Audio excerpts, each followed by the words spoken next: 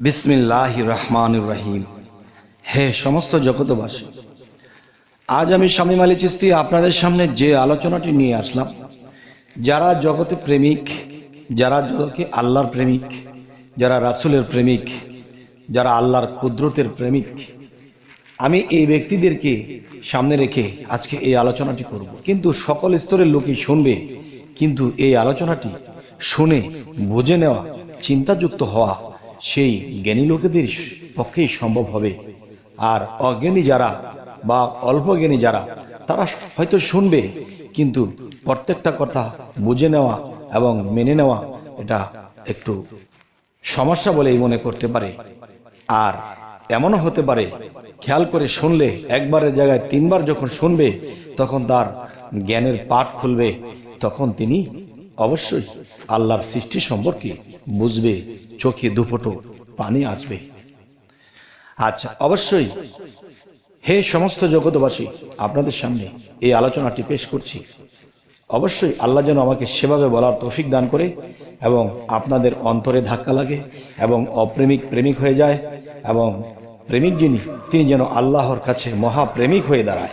সেই কথাগুলো হলো, দেখুন, যে পৃথিবীতে অনেক অলিয়া উলিয়া আছে, অনেক সাধু পুরুষ আছে, অনেক সুফিজম আছে, যে এদের মধ্যে অনেককেই দেখা গেছে যারা সবসময় ধ্যানে থাকে, কথা কম বলে, চোখে পানি আসতে থাকে, শরীর থরথর করে কাঁপতে থাকে এবং এদিকে সেদিকে তাকাতে থাকে, কি যেন সে দেখতে পায়, কি যেন সে শুনতে পায়।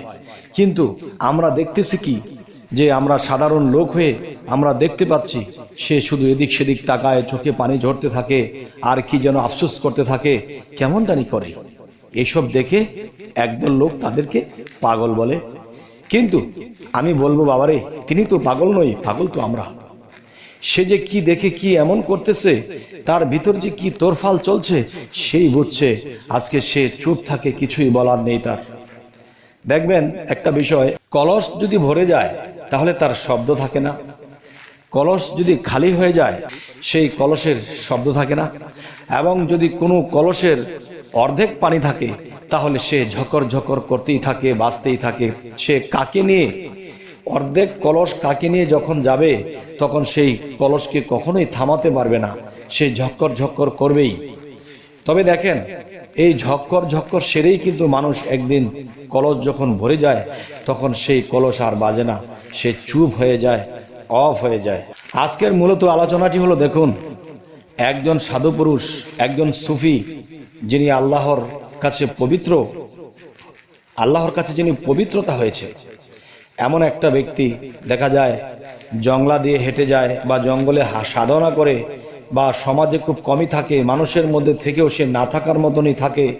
তবে ওরকম মানুষের কিছু ভূমিকা আপনাদের সামনে তুলে ধরছি। সেটি হলো, দেখুন, যে একজন সাধু পুরুষ বা আল্লাহর পবিত্র মানুষটি যখন জংলার কোনো জায়গায় বসে থাকে, তখন সে চোখ দিয়ে ধর ধর করে পানি ঝরে এবং সে এদিক সেদিক তাকায়, না জানি কি দেখতে পায়, না জানি কি শুনতে পায়।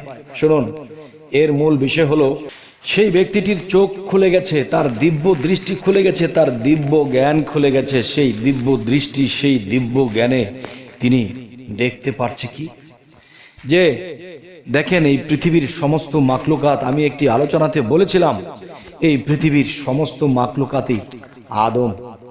নাউজুবিল্লাহ, এই কথাটা কে মেনে নেবে? অবশ্যই নাউজুবিল্লাহ বলে থামিয়ে দেবে বা চলে যাবে। এর মূল বিষয় হলো, দেখুন, যে গাছ দাঁড়িয়ে আছে, এই গাছ কিন্তু কথা বলে। গাছ দাঁড়িয়ে আছে, তার প্রাণ আছে, তার খাদ্য আছে, সে মাটি থেকে শোষণ করে সে রস খায়, আর রস খেয়ে তো সে বেঁচে থাকে। তবে সেই গাছটি কি বলে, যে রৌদে পড়তেছে, বৃষ্টিতে ভিজতেছে, তার জন্ম হতে তার মৃত্যু পর্যন্ত সে এক জায়গায় দাঁড়িয়ে জীবন কাটাচ্ছে। দেখেন, আপনি আমি মানুষ হয়ে সারাদিন ঘরের মধ্যে বসে থাকা যায় না। বা কেউ যদি বলে, যদি 3 দিন একটা না ঘরে বসে থাকো, কোনো দিকে নড়বে চড়বে না, এটা কিন্তু আমার পক্ষে, আপনার পক্ষে সম্ভব হবে না। নড়তে হবে, চড়তে হবে, একটু হাঁটতে হবে। কিন্তু সেই গাছ এক পায়ে দাঁড়িয়ে সে জীবন কাটাচ্ছে। তখন সেই সাধু ফকির বা সে অলি আউলিয়াকে ডেকে ডেকে বলতেছে গাছ, হে সাধু ফকির, হে আল্লাহর পবিত্র মানুষ, আমাদের জন্য তো আল্লাহ কাহার হয়ে গেছে, আর আপনাদেরকে আল্লাহ বন্ধু বানিয়ে নিয়েছে। আল্লাহর কাছে বলার সাধ্য নেই, সেই মুখ আমাদের নেই। হে আল্লাহর অলি, আজ আমি আপনাদের কাছে বা আমরা গাছ সকল আপনাদের কাছে সাহায্য চাচ্ছি। আমরা সকল গাছ সকল আপনাদের কাছে সাহায্য চাই, যে সারা জীবন দাঁড়িয়ে থেকে রোদ বৃষ্টি ঝড়ের মধ্যে থেকে আমরা আর পারছি না। আপনি এবং আপনার সহচর সকলকে সালাম জানাই, আমাদেরকে রক্ষা করুন। আমরা এই গাছের জীবনে আর বাঁচতে পারছি না, আর ভালো লাগে না, আমাদেরকে রক্ষা করুন। সে আল্লাহর কাছে বলে আমাদেরকে রক্ষা করুন। তখন এই গাছগুলো যখন কাঁদতে শুরু করে, তখন তাদের চোখের মধ্যে পানি ঝরতে থাকে। সেই সাধু পুরুষ, সেই পবিত্র মানুষগুলো আল্লাহকে বলে, আল্লাহ, তারা আমাদের কাছে সাহায্য চায়, আমাদের কি সাধ্য আছে যদি হে আল্লাহ তুমি তাদেরকে সাহায্য না করো? তখন আল্লাহ কি বলে, হে বন্ধুগণ, তোমরা আমার বন্ধু হয়ে আছো, তোমরা আমার বন্ধুর স্তরেই থাকো। তারা যাই কিছু বলুক, আমি কোরআনে একটি আয়াতে বলেছি, ফাবি আলা ইউ রাব্বিকুম আতিকাজ্জবান, যে তোমরা তোমাদের কোন কোন কর্মফলকে অস্বীকার করো। তারা এমন কিছু কর্ম করেছিল, তাদের কর্মের মধ্যে এমন কিছু ত্রুটি হয়েছিল, তাদেরকে সেই শাস্তিরূপ আমি তাদেরকে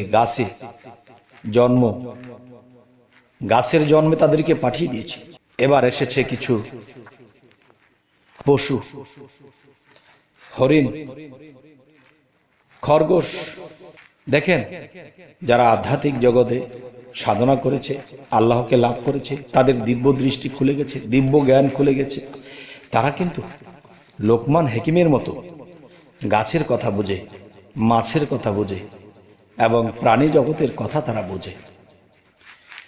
তখন এক হরিণ এসে বলছে, দেখেন, জন্ম থেকে জ্বলছি। কিরকম? যে আমরা জন্মের পর থেকে বাঘের থাবার মধ্যে থেকে বড় হতে হয়, না ঘাস খেয়ে শান্তি পাই, না কোনো পানির মধ্যে গিয়ে মুখ লাগিয়ে একটু পানি শান্তি মতো খেতে পাই।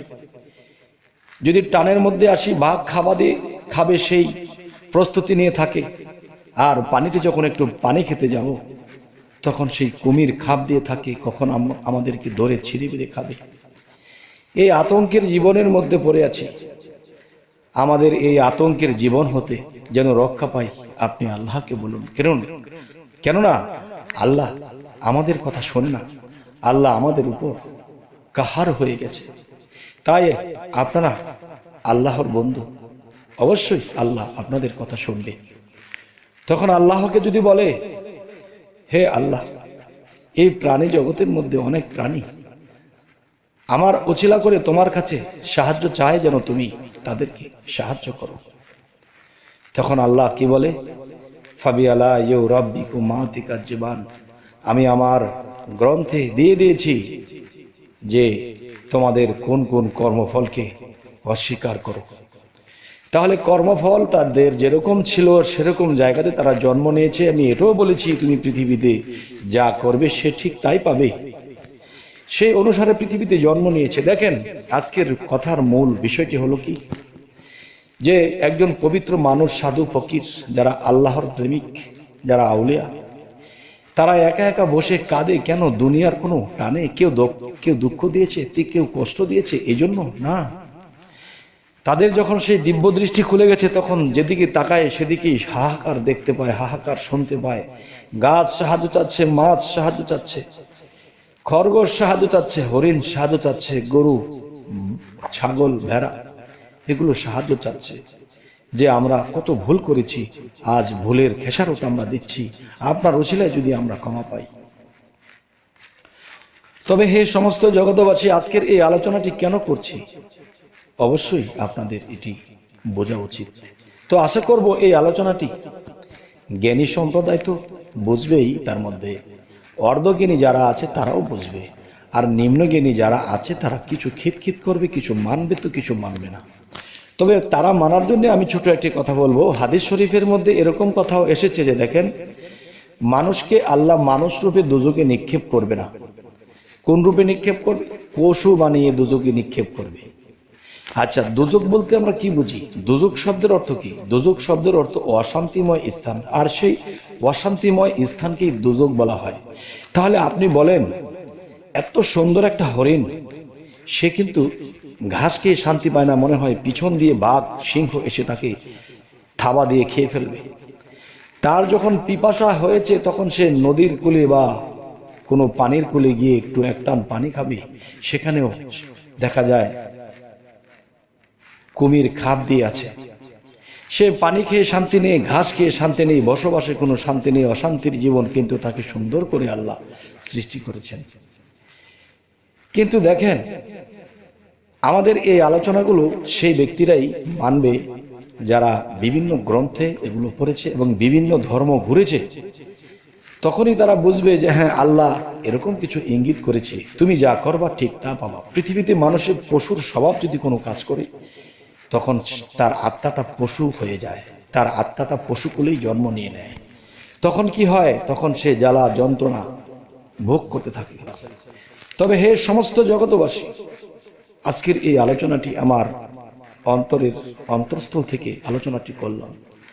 জানি না কার কেমন লাগবে, অবশ্যই আমাকে জানাবেন যে কেমন লাগলো। অবশ্যই এটিও আমাদের এই চ্যানেলটি সাবস্ক্রাইব করে নেবেন, যদি ফেসবুক হয় তবে ফলো করে নেবেন। পরবর্তীতে কি ধরনের আলোচনা চাইছেন তবুও জানাবেন। সকলে ভালো থাকবেন। আল্লাহ হাফেজ।